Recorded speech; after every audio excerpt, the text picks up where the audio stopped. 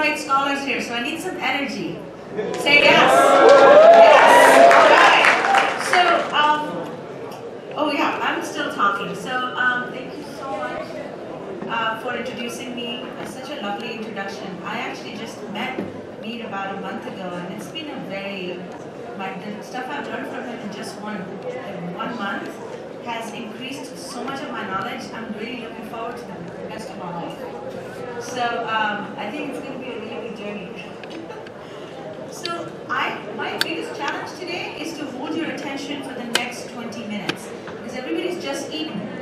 And it's going to be very hard to keep your attention, but I'm going to talk about the organ in your body that, if stimulated or changed, actually does not just let you change the way you talk, the way you walk, but it changes the way you dream and the way you perceive yourself. So it's a very important organ, and of course it's the brain. You can't say that about any other organ in the body. So I'm going to tell you about my journey and my career, and I'm going to illustrate it with some examples. And I'm going to tell you how getting a small clinical trial from the VA Health Sciences University allowed me to become the neuroscientist researcher that I am today, and I'm able to stand here as a leader. So let's just take the journey with me. And at the end, I'm also going to talk about how inspirational this is for the women in the audience. And of course, I am an example here, and we have Mount Everest sitting right here, and all of us are in the middle. So let's just move forward with the journey. So the disclosures are that everything that I say here is my own opinion, maybe a little bit clouded by my kids and my husband sitting right there, but my opinion is not of the VA or the Department of Defense or Stanford. So the journey is a very long time ago in a galaxy far, far away, particularly it started in Irvine, California after I moved here when I was 19. I fell in love with the brain in 1995, and it wasn't the human brain, it was the rat brain. Yeah, I did animal research, it was really freaky. So the fun thing was that the organ that I actually focused on was called the hippocampus. It actually looks like a seahorse, and it's the area in the brain that's responsible for memory. So it's a very important area, obviously. Every area in the brain is important. So the way I did this was I used to spend about 12-13 hours trying to do surgeries on the rat's brain, and I used to insert these tiny electrodes into the hippocampus so I could record single cells. And I could change the way they fired by training the rat on certain frequencies. And it was really cool. It was like playing God, right? It was really awesome. So I fell in love with the brain. I'm like, oh, this is great. I can do whatever I want. I can make the rat learn different frequencies, and I can, figure out how the brain works. But it got boring after a while. It got boring for one particular reason. You can see what the rat brain looks like. That's 71 million neurons. It's very smooth. Look at the human brain. Look how freaking awesome it is, right? So it's 86 billion neurons, 16 billion in the cerebral cortex. That 16 billion is what allows you to do higher function. It allowed you to come here in the car and navigate through traffic, allowed me to prepare for this presentation for the past 2 weeks, and have enough sense to check in with me saying, hey, check out my slides, are we doing this, what questions are we doing? That's all planning and organization. So I got interested in the human brain because I wanted to do at that point in my life what's called translational research, from theory in animal taking it to human. It's a huge step, right? So I need nods, guys. Come on, Fulbright scholars, let's go. Awesome. So the human brain weighs 1.5 kilograms, right? That's 2% of the whole body weight. Biggest example of selfish behavior is the brain. You want to call someone selfish, call them the brain. You know why? 25% of your body energy is used by the brain. So you have 2,000 calories a day, 500 of them go to the brain. Why? Because the brain needs it to do all these things you're asking it to do.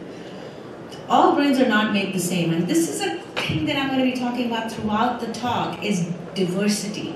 Diversity is not just gender, it's not just race, it's not just ethnicity. It's diversity in our human body.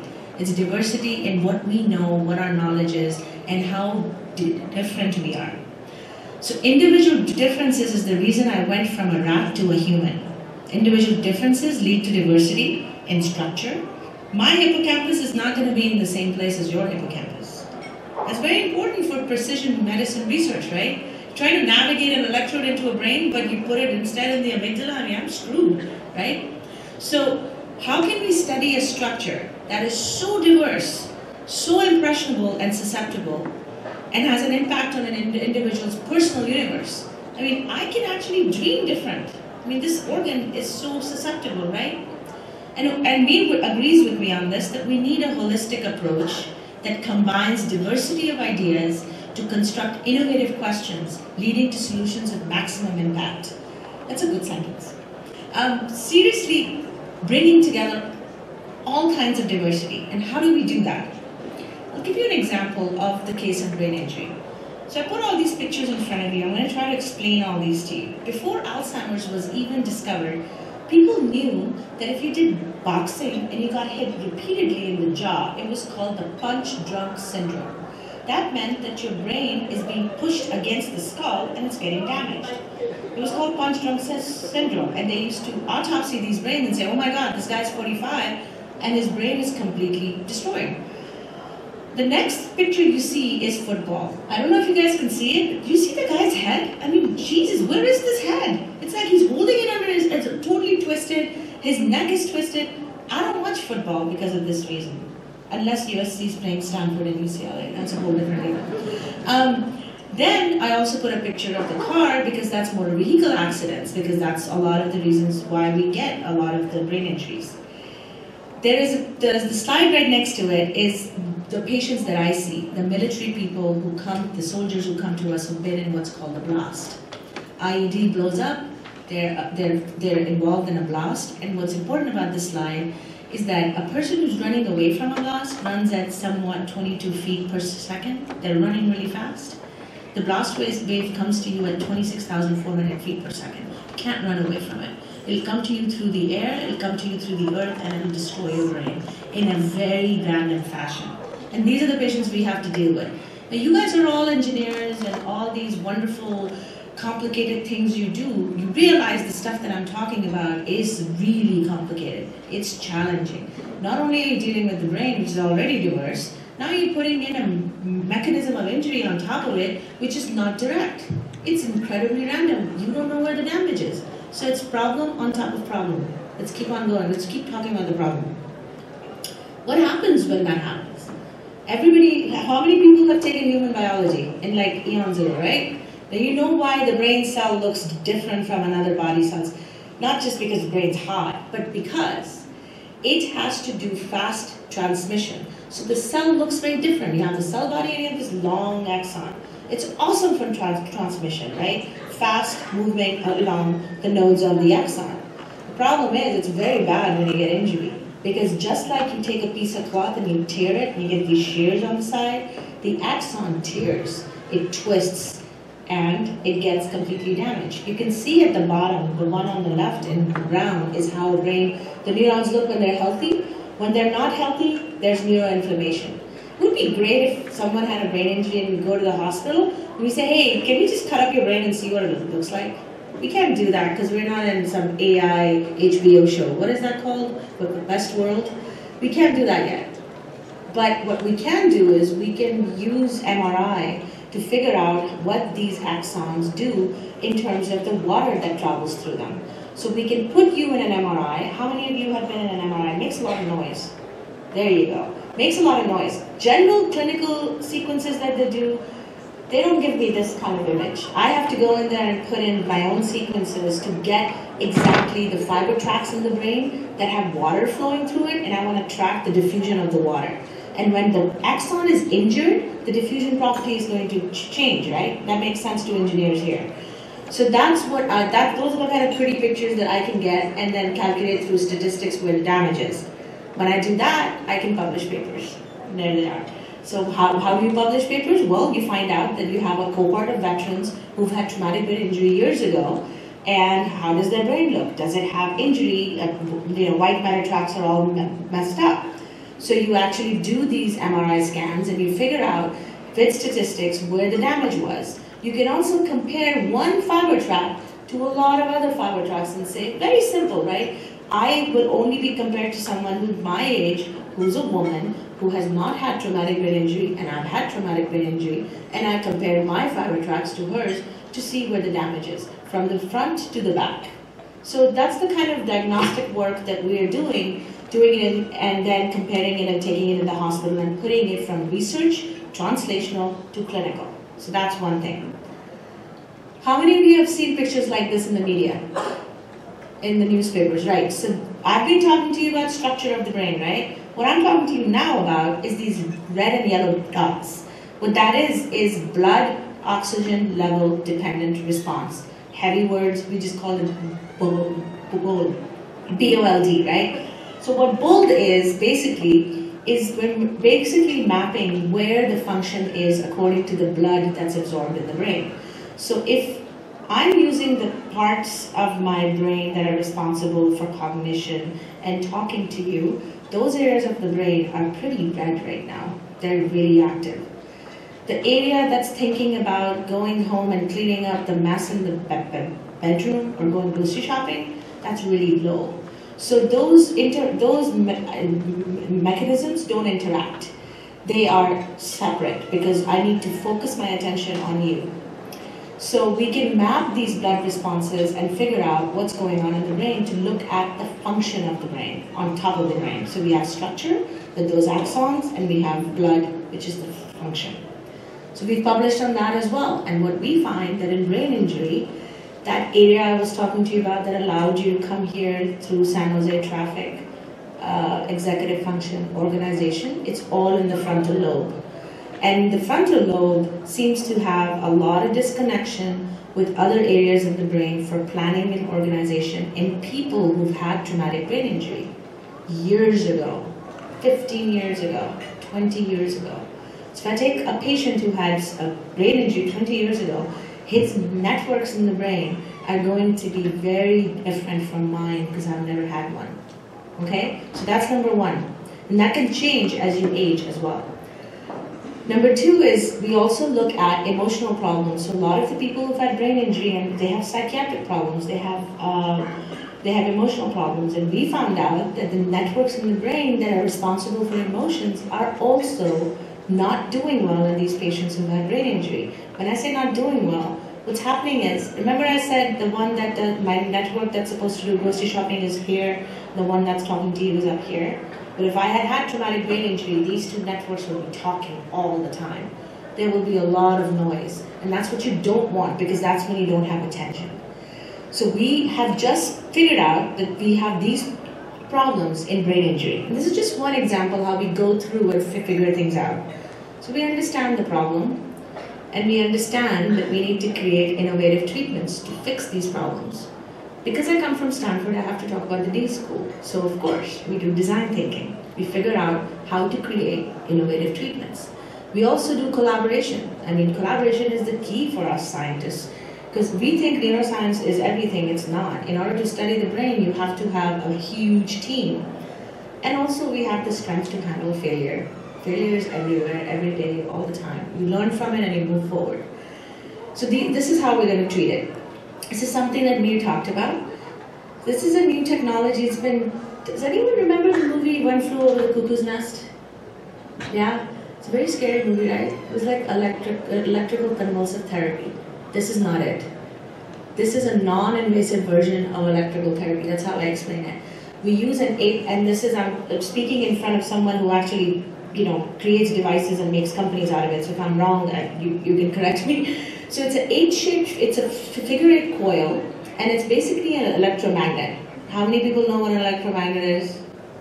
See the number of hands that rise, yes.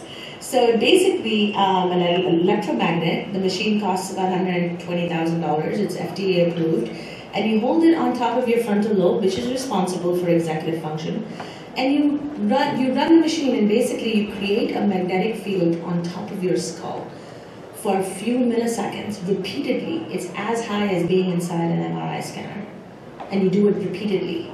Now, this therapy has been FDA approved for major depressive disorder, and it's being worked on for pain, anxiety, and other things. I'm using it to improve cognition, right? So this machine It's a full FDA approved protocol. We go through it, and the idea is that when the magnetic field actually crosses the skull, it allows the neurons to talk.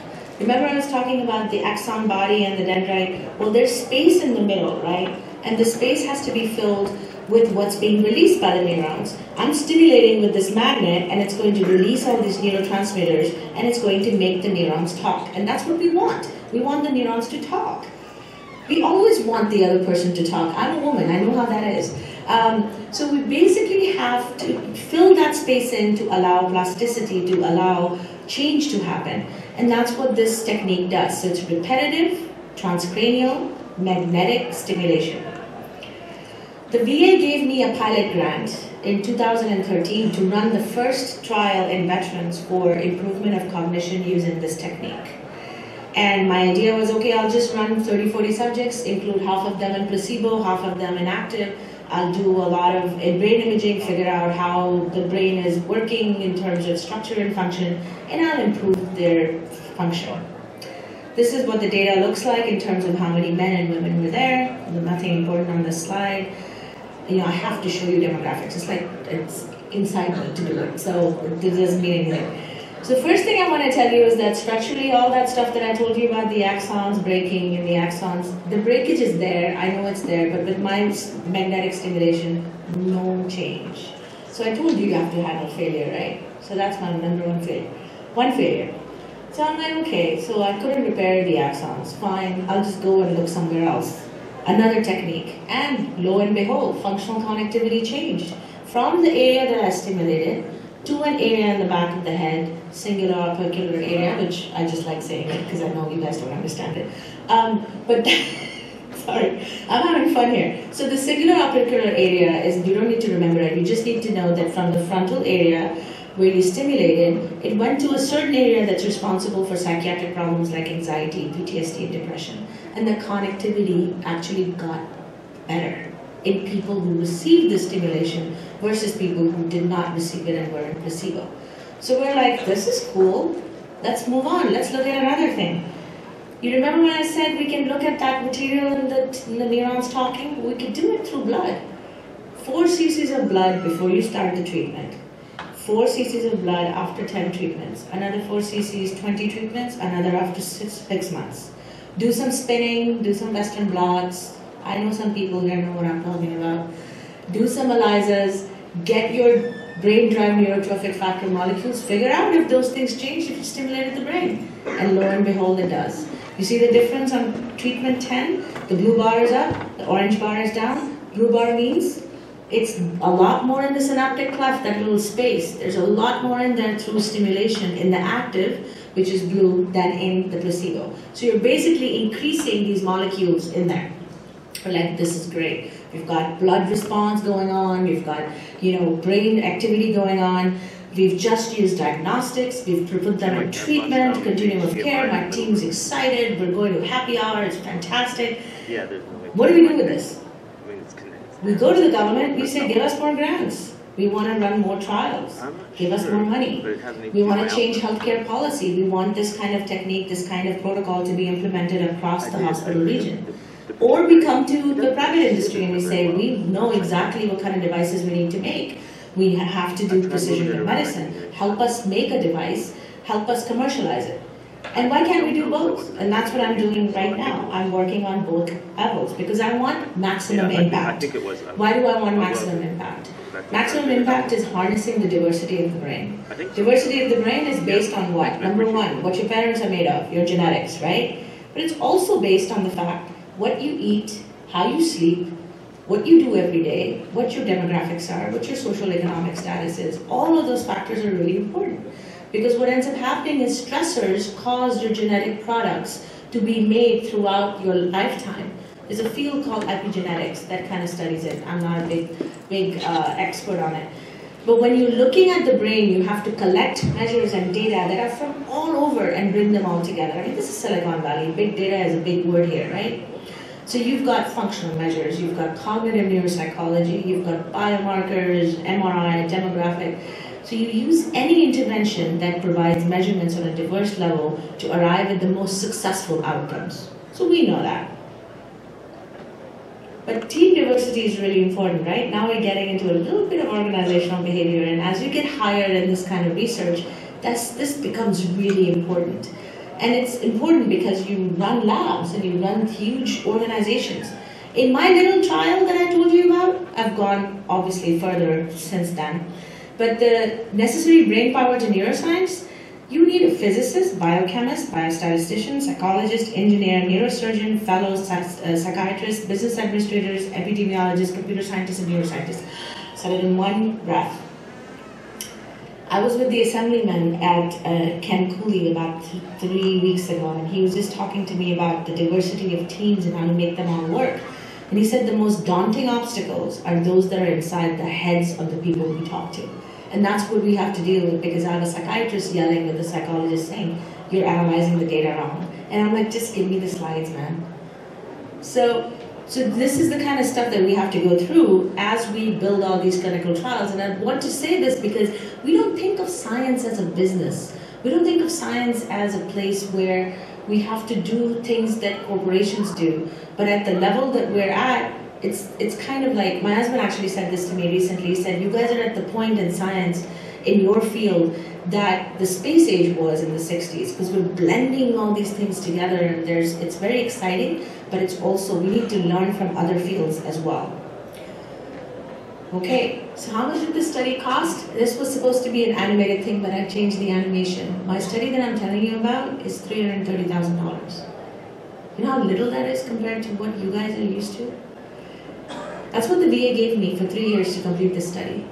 And I used a concept with a Professor Baba Shiv at Stanford Talks. He talks about this concept called jugaad. We know what jugaad is. Jugaad nikalni hai, you know? This article was written at Harvard Business Review. And this article was about jugaad nikalna, which is basically when you have very little resources and you make things work. And Anheuser-Busch apparently does this. They cut their advertising budget every year, or maybe they don't do it now, but this was in the article, 10 to 20%. And then they say, okay, go ahead and innovate because you don't have enough resources. That's what we did. We innovated just like, and Neil talks about this all the time in his classes about innovation. How do you make innovation work? Take away the money, man. It'll come. So it is only by working with an energy which is almost superhuman and which looks to uninterested spectators, trust me, I have a lot, like insanity, that we can accomplish anything worth the achievement. And I love this quote because people call me insane. They're like, what? You're crazy. Yeah, I am. And how do I integrate this? Now this is where the talk goes a little, I would say it doesn't go south, I think it goes north. So how do I integrate this insanity in my life as a mother, as a wife, as a daughter, as a sister, and a social media person and a friend, and all the different roles that we play every day, right? There has to be careful planning. I think I'm about 85% there, right, Brian? No? 75? Okay. Willingness to commit is very important. I think I can do that. I think I'm 100% there. Skilled human relation? Pretty much. Okay. But the determination to take the views to the public, sure, we have that. I think I'm doing well in all four of those categories, but we need to make it more. And the reason, there's something that I've recently learned. There's a magic number. You walk in a room, and this happens to me all the time, I know. We walk in a room, and I'm the only woman there. Walk in a room, I'm the only brown woman there. I walk in a room, I'm the only brown woman neuroscientist there. You see what I'm doing? Like a poster child. There's a magic number, it's 30%. If I increase the number of women in that room, nobody is going to treat me differently. 30% is the magical number, statistically by evidence. I need to bring more women that look like me, that are at my field, in my leadership role, I need to bring them in. And I'm doing it for a very selfish reason that I just told you about, that 30% number. What is the problem? Why don't we have that representation in this field, in the STEM field? What is the problem? So this is data that I downloaded from the Pakistan Education Statistics 2015-2016. This is just my view, and I wanted to just lay this out. It puts forward the gender-wise distribution of enrollment of men and women, girls and boys from primary school to secondary school, and then it lays out what the male and female distribution is when they become teachers. Teachers are important because teachers is the only occupation in a lot of South Asian countries where it's assumed that women will do really well. Well, you can see the difference in the teachers. There's a lot of primary teachers. But if you look at the graph on the lower right-hand corner, I just want to point out that the degree colleges teachers, you see the switch? Blue goes up, pink goes down. One, they don't have enough degrees to teach at the degree college, and even if they do, a lot of them don't get to work. I've seen this trend a lot. Women have MD degrees, they do amazing stuff. They have high marks in all their secondary education, all their MS and degrees. I'm not talking about the women here. A lot of the women here are like me. They're like, I'm doing great things, right? I'm talking about what we can do for the women that are in the home or back home. These women are amazing. They have great brains, but as soon as they finish their education, they're not in the job market. Where do they go? They're nowhere to be seen. You don't see this in India. You don't see this in other countries. When a woman succeeds, a man succeeds. And when a man succeeds, the country succeeds. And I think that's what we need to understand is we need to work on modifying the narrative. We need to, because it's unequal terrain, right? I need people to guide me. I have more male mentors than I do female mentors. And they guide me through this unequal terrain, like Maheen has just done. And what's important is I ask, I'm very open about it. I don't know this, please tell me I need to be mentored. I am bold. I go up to my husband, I'm like, I need help this weekend. So when questions are like this, my daughter says, Mom, I'm gonna make my own lunch. My husband's like, do you need me to pick up the kids? Or my son is like, Mom, the concert happens every 3 months. Go do something. You don't have to be there. That's physical, emotional, and psychological support. And that's what you need in order to be insane, to break the glass ceiling. So you move forward by being bold, because boldness has genius, it has power, and it has magic. So you have to begin it, and you have to make sure that things like this can be done at a large scale. And this is my contact information, and you also have my card on the table that's been going around. And of course, I cannot do any of this without the shoulders of giants that I stand on. So thank you very, very much. I think that's it.